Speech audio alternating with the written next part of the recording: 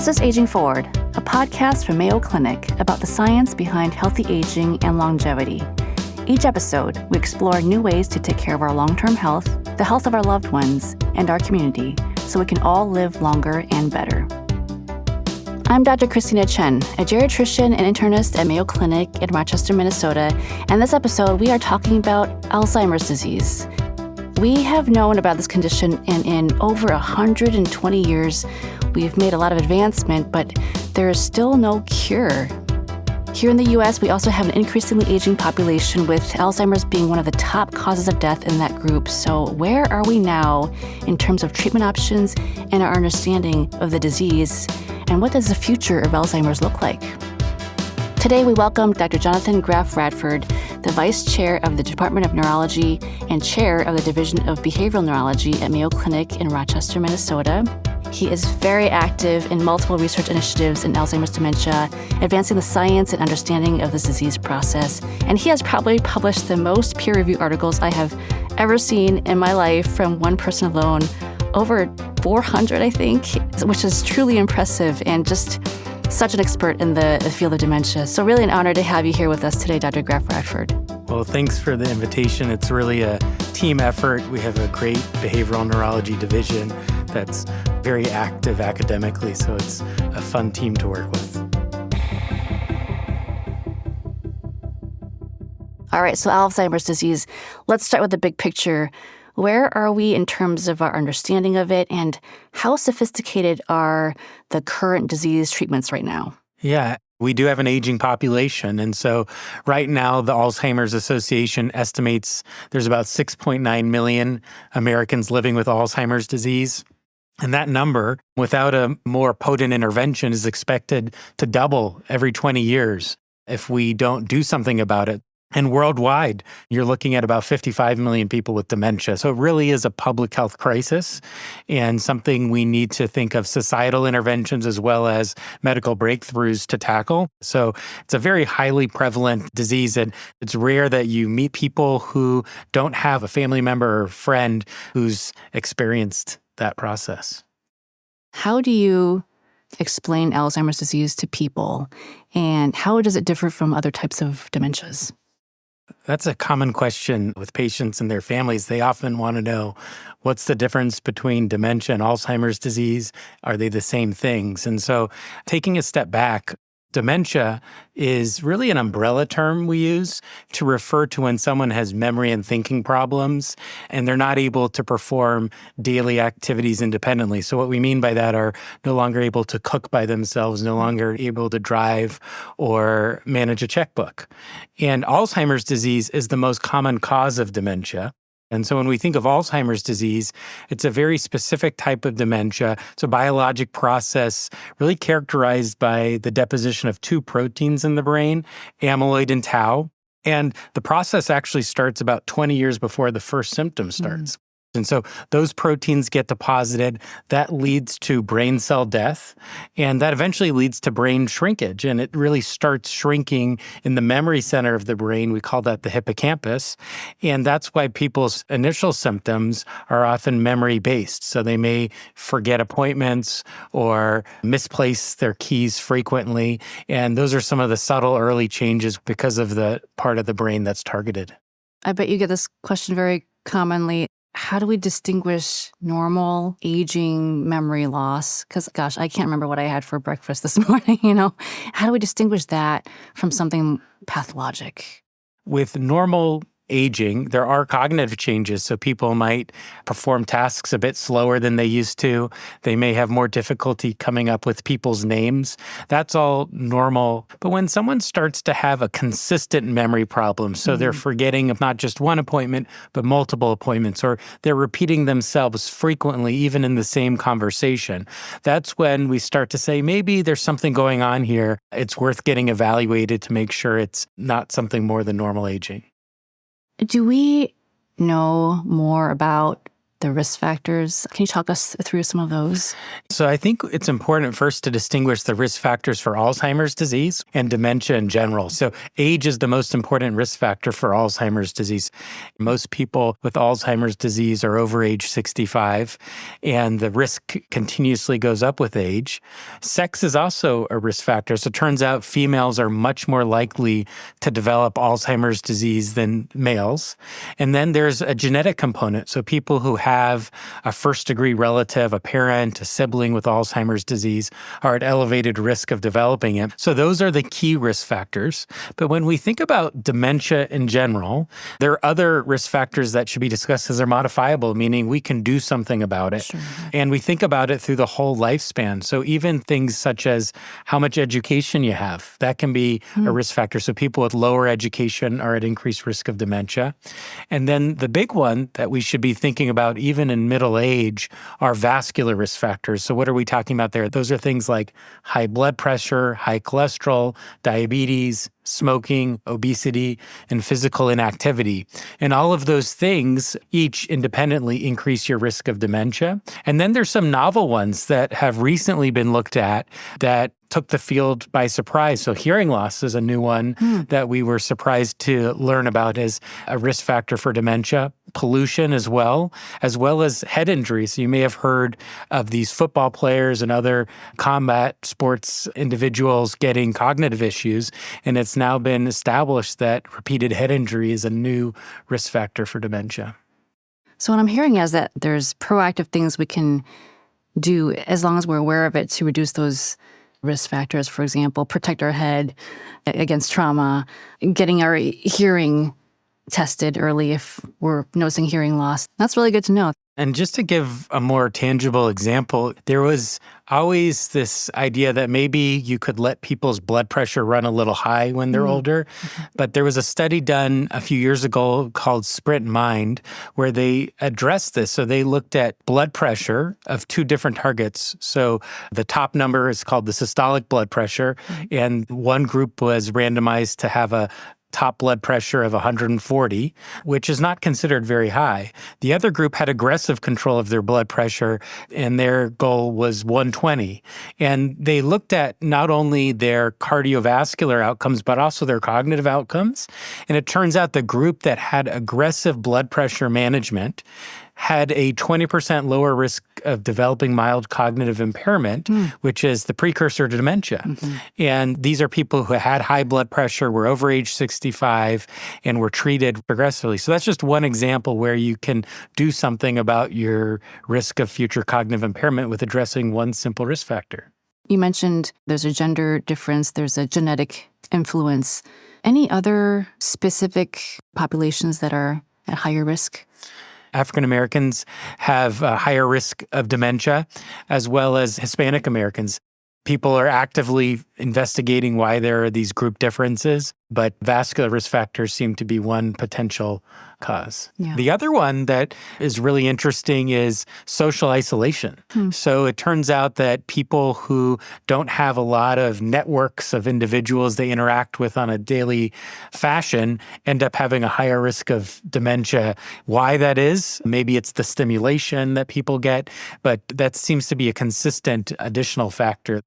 We mentioned that females have a greater risk of Alzheimer's disease than males. Part of that is females live longer, and so they end up living long enough to get Alzheimer's disease. But it's more than just lifespan. There seem to be independent risk factors. And one of the things they found is that females who have early oophorectomy, so they get their ovaries removed before age 35, that can be a risk factor for developing dementia earlier. And so there may be some hormonal reasons. As far as the hormonal influences for women going through perimenopause or who've had early surgical-induced menopause, does adding early hormone therapy prevent dementia? That's a $1 million question. That's an active area of research.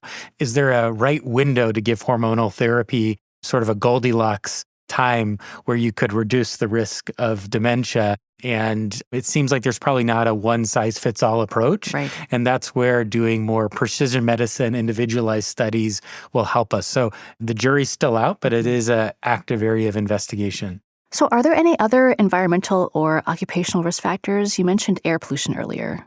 There's been some really interesting epidemiologic studies looking at this, and areas where the air quality is particularly poor tend to have a higher risk of dementia. And so that is a societal intervention. We can think about what's the level of air quality we need to obtain to lower the risk for all of the people living in that area.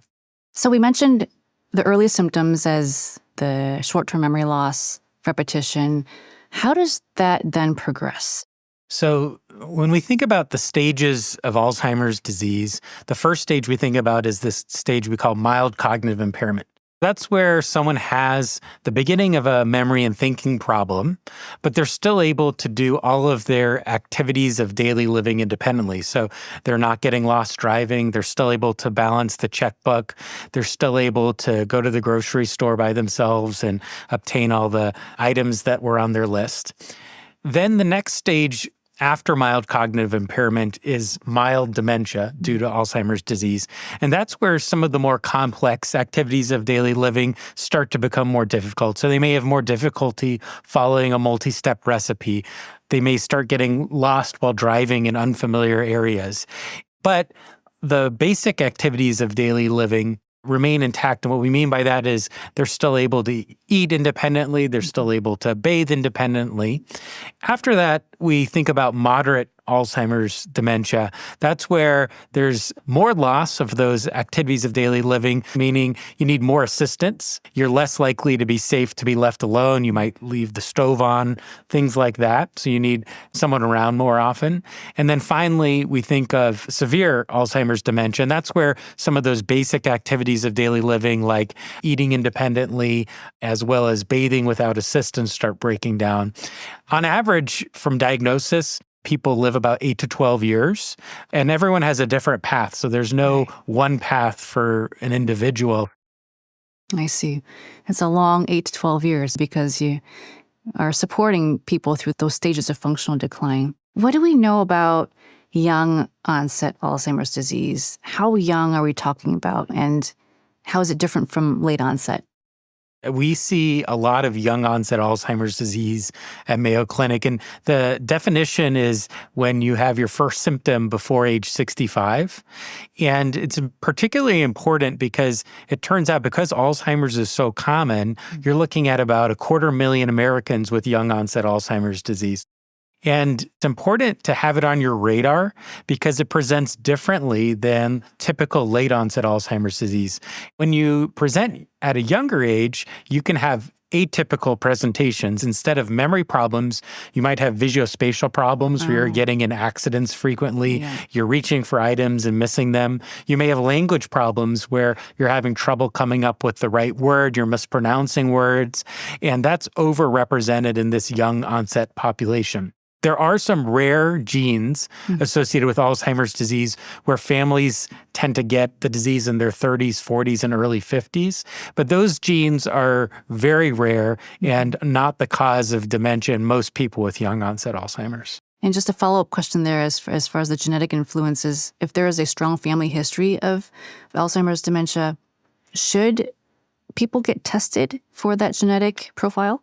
If someone has the diagnosis and they're younger, they may want to get tested because there are some specific clinical trials targeting people with specific genetic conditions, but it's a really individualized decision whether they want to be part of a clinical trial and know if they have the gene. Good to know.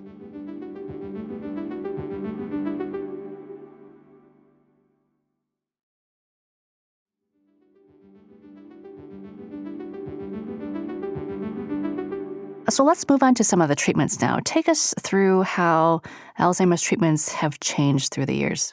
Our treatments that have been available for a long time are symptomatic treatments, which were modestly effective. So these are medications called cholinesterase inhibitors, which can boost a neurotransmitter in the brain called acetylcholine. And that's important for making new memories. For many years, that was the standard treatment for Alzheimer's disease, but it didn't stop the disease, slow it down. It just masked the memory symptom a bit. There was another medication approved a few years after the cholinesterase inhibitors called memantine, which similarly At a more advanced stage of the disease, more moderate Alzheimer's disease masks some of the symptoms. But then we went through a 20-year gap with no new medications approved, despite multiple trials. And it was quite frustrating for patients, their families, as well as the field. But fortunately, we had a couple of breakthroughs in the last couple of years with a new class of medications getting FDA approval. And these are called anti-amyloid antibodies. Right. And so they are targeting the amyloid protein, which is one of the hallmark proteins causing the disease that we mentioned earlier. And these drugs can bind to and remove it from the brain. And in the clinical trials, they slowed down the progression of the disease by about 30%. So while we're excited that we have these new drugs, they're not home runs. They modestly slow the progression. And so you can think about it on an annualized basis that they give you back 3 to 4 months of preserved cognition per year. But people who took them continue to decline. So they are not curative. And they're only for people with the earliest stages of the disease. Right. So these are people who have mild cognitive impairment or mild dementia. When they tested them later with the more moderate dementia patients, these class of drugs don't work. And that makes sense because amyloid is a very early part of the disease process. And so when you target it later, other aspects of the disease have already taken hold. So it's only a subset of people who are eligible for these drugs. And even amongst those, you're looking for people that would have lower risk of side effects. And these drugs are specifically for Alzheimer's dementia. It's not for any other types of dementia. Correct. And that's why people who are being considered for these drugs need to undergo a pretty extensive evaluation to confirm they have Alzheimer's as the cause of their dementia. So they're going to get what we call biomarker testing, where we're testing to see if there's amyloid in the brain before we'd consider administering these drugs. And many times people think they have Alzheimer's disease, but when they get that detailed evaluation, it turns out there's another form of dementia, another cause that's driving it. I see. Can you tell us a little bit about the biomarker testing? So for many years, the gold standard biomarker to measure Alzheimer's pathology in the brain was a PET scan. This is an amyloid PET scan, which basically lets you visualize whether or not there's amyloid in the brain. It's very accurate, but it's expensive and it can be time-consuming to get for people. The other biomarker that's almost as good as a PET scan is a routine procedure in neurology measuring amyloid in spinal fluid. So people would get a lumbar puncture where you get a needle stuck in your back, you pull out some of the spinal fluid, and you can measure the amyloid and tau protein in the spinal fluid to get an accurate sense if Alzheimer's disease is present. That's also a very good study. You can do a lot of them, but it is a little invasive. Yeah. And there's been a really exciting development in the last year that now we have good blood tests, which are approaching the accuracy of spinal fluid and even PET scans.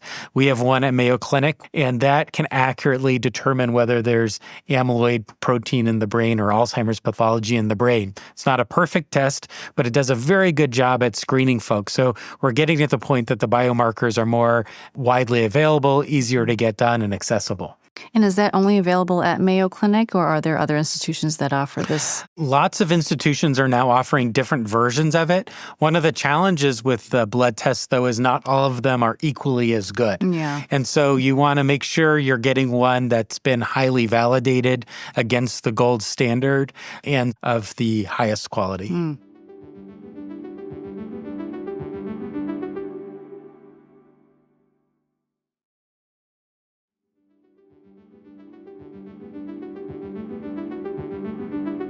I was at this health tech conference recently, and they had at least 3 or 4 companies looking at these advanced AI tools using big data to detect early cognitive changes. And it sounds like technology is really kind of advancing in that area of using machine learning or AI to do early detection.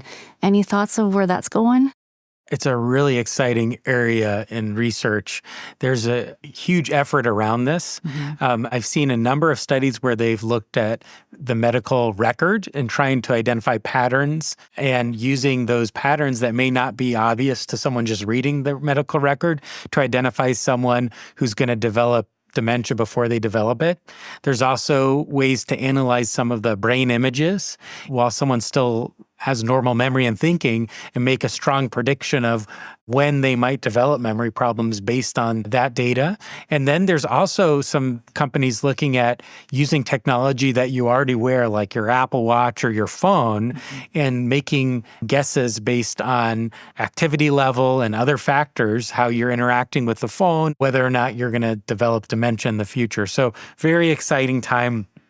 Lots of effort behind it. And, we look forward to some of this coming to the clinic soon. Speaking of Mayo Clinic, tell us about some of the exciting work that's happening at Mayo right now. Nikki Stricker, who's one of our neuropsychologists, has developed a digital cognitive exam called Mayo Test Drive, which you can do on your phone, on a tablet, or on the computer. And you can do a 5-minute memory test and repeat it as many times as you want. And we're using it to monitor people who are getting this anti-amyloid therapy to look at their trends over time. Previously, we might have needed to do a pen and paper test, bring people into the office. But that's a tool that's also being used to predict future dementia risk based on how someone performs and a change in their performance over time. The other cool tool that Mayo's working on is a speech tool. So Hugo Both, who works in artificial intelligence in the neurology department, has developed a tool where he's captured thousands of neurology patients' speech and had our speech pathologists annotate it for different features. Now you can then have a spontaneous speech sample and make guesses as to their neurologic diagnosis based on what the speech pathologist said about the prior thousands of people as well. And we're part of an NIH study called the AHEAD study. So we're treating people who have amyloid in their brain but haven't developed any memory problems yet, because we talked about how that starts 20 years before symptoms start. Right. And a lot of people think that if you can remove it before neurodegeneration or brain atrophy has set in, you can have a bigger impact than the 30% slowing once they become symptomatic. Yeah. So that's one area that's very exciting, especially for people who have family history of Alzheimer's disease. That may prompt them to start getting evaluated if this AHEAD trial is positive. That's really neat to see how much things have advanced nowadays, because I truly hope for a day where Alzheimer's does not exist. And I don't know if that's going to be in our lifetime, but we know that the hardest part is after the diagnosis, living with the disease. So what does the future of dementia care look like? Is it going to be a lot more memory care units? Is it going to be a lot more care at home? What do you think it's going to be? We had our Alzheimer's conference in the Netherlands a couple years ago, and they've had a very innovative way of taking care of patients with dementia. They call it a dementia village. Yes, I've seen that. That's amazing. Yes, it's very cool, where they have people living what would otherwise look like a very normal life with parks and hair salons and movie theaters. And the people who are at the hair salon or at the movie theater are actually the caretakers of the people with dementia, and they're able to enjoy the outdoor activities, the socialization, and you can imagine the better outcomes that might come from that versus being in a building where everything is the same color and the lights are bright. So I think that's something that I'm hoping to see more pop up in the U.S. as a aspirational way to take care of patients with dementia. I think that would be amazing to just build one here, because it sounds like the best thing for them. And it's not as expensive as some of the care we're giving, because when you're in nature, when you have the socialization, a lot of behaviors that are otherwise problematic that require more 24/7 supervision go away. Right. Even though they have the condition, it doesn't mean that they can't live well. Do you have any resources or advice to give for caregivers? And are there any other innovations in that space for the care provider? Yeah. Some of the most inspirational people I've met are the caregivers of patients with dementia. Really innovative, creative, selfless, and it's an incredibly challenging time for them. And so the first thing is to make sure early on that you go get support. I mean, you can learn so much from other people that have walked the path. And so I think getting involved with the Alzheimer's Association in particular, they have great support groups, or with your local providers, what support groups they may offer, that can be a big boost. Meeting with a social worker is always valued because there's often community resources that can be used to simplify things for you, identify people who can be with your loved one or care partner when you need to go shopping and things like that. So I think making sure you're not taking everything on yourself and identifying what's available in the community, and then educating yourself, whether it be through books or online resources, to know as much as possible. That can be really helpful as challenges come up. Often people have figured out how to navigate those before. Speaking of books, I know that you have a book out on Alzheimer's dementia. So with Angela Lundy, we edited a book called Mayo Clinic on Alzheimer's and Related Dementias, and we tried to make it for caregivers, care partners, and families of people living with dementia, but as well as for people who just want to learn more about the topic. And it not only talks about the science in a hopefully easy to digest way, but also talks about what we've learned from care partners about how they've managed to take care of people with dementia. Can't wait to read it. For someone who is concerned about their memory or cognitive health right now, what would you advise them to do? What steps can they do right now to really take care of themselves moving forward? Well, the first thing I would say is think about some of those lifestyle interventions to start right away. So that would be things like treating your vascular risk factors, eating a heart-healthy diet. The one that has the most data behind it is what's called a Mediterranean diet. That's cooking in olive oil, eating fish twice a week, having a handful of nuts daily, eating more fruits, vegetables, and beans, and avoiding processed foods, basically. So those are things you could start doing right away. But if you are having frequent lapses in memory, then it probably is worth getting checked out, because not everything is due to Alzheimer's disease. And if it is due to Alzheimer's disease, you still want to get checked out early, because you may be a candidate for some of these interventions we talked about earlier that could slow it down. But I'll just mention there's some people we see who have memory problems, and it ends up being from untreated sleep apnea. And we treat their sleep apnea and their mild memory problems improve. Or there's other reversible causes of cognitive changes. So one's called normal pressure hydrocephalus, where people get a buildup of spinal fluid on the brain. And we can work with our neurosurgery colleagues to drain that fluid and get them back to functioning normal. So I always say it's probably worth checking, because one, you want to look for these reversible causes. And two, if you do have it, it's better to know early to get that accurate diagnosis and start making plans. Right. For the younger folks who may be wondering, why should I be concerned about this? I'm in my 20s. How is this going to affect me? Why is it so important for younger adults to be thinking about this? Well, I think younger adults should be thinking about setting their brain up to be healthy over their lifespan.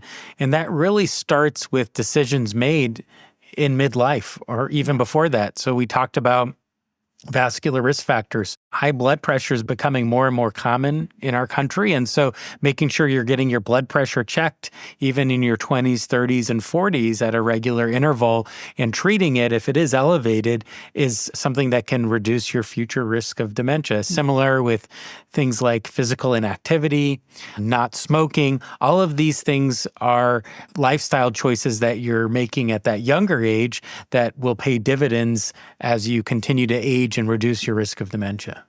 I find that my patients really identify and value the notion of staying independent. And if your brain doesn't work, eventually your body won't work. And then we really don't want to be living our lives in a state of debility in our later years. Absolutely.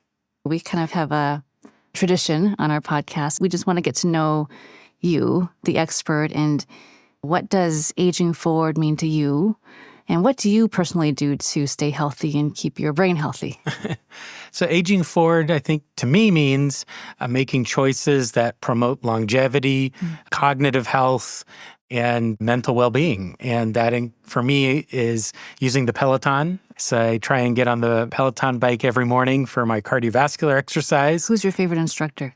My favorite instructor is Christine, but I love all of them. They're all great. And recently I've gotten into strength training because that's important for bone health, important for preventing falls. And so I use a tonal for that and try and get that in twice a week. And then we try and follow a Mediterranean type diet at home. And then, of course, spending as much time with family as possible. I really appreciate you taking the time to have this conversation with us today. It's always good to know that we're continuing our efforts to understand this disease better, find ways to be proactive and empower ourselves so that we can take control of it. And I truly hope that one day we do have a cure. And if we don't, at least understand how we can live better with it. Thank you so much for leading the way. Thanks for having me. So that's all for this episode. Hopefully you're feeling a little bit more informed, inspired, and empowered. On the next episode of Aging Forward, resources for taking care of your loved ones at home. If you really look at what's really critical to keep people at home, it's actually not the medical care, and it's not nursing care. It's personal care. Yeah. It's someone to bathe me, feed me, toilet me, but it's not covered by insurance. If you have a topic suggestion for a future episode, you can leave us a voicemail at 507-538-6272, and we might even feature your voice on the show. For more information on Dr. Graf Radford's book, Mayo Clinic on Alzheimer's, you can check out our show notes below. It comes out later this month. For more Aging Forward episodes and resources, head to mayoclinic.org/agingforward. And if you found this show helpful, please subscribe and make sure to rate and review us on your podcast app. It really helps others find our show. Thanks for listening, and until next time, stay curious and stay active.